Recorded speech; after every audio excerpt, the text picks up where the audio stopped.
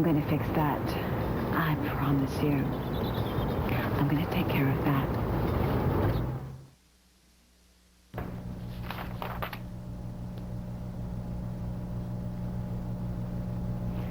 Good afternoon, everyone. A Hattiesburg jury has declared a verdict of guilty in the firebombing death of civil rights leader Vernon Damer. Let's go live now to Sherry Hilton in Hattiesburg, who's been covering the murder trial. Sherry, I guess our first question was, what was the reaction of Sam Bowers?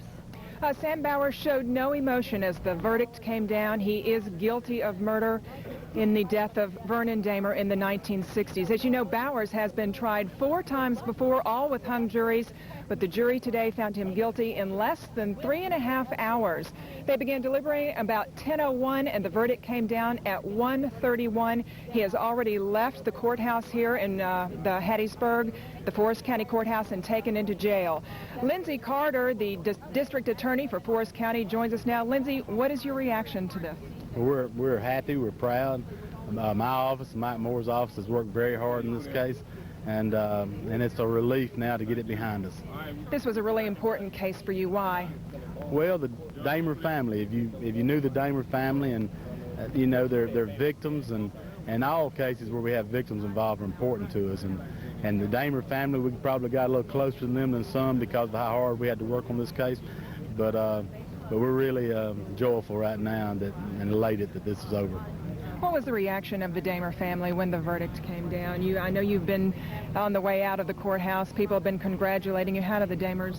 They were. One of them was there and congratulated us as we were coming out. They're very, I think, relieved that this portion is over with, and of course I'm sure that they're happy that justice has been done over their father and their husband that was lost 32 years ago.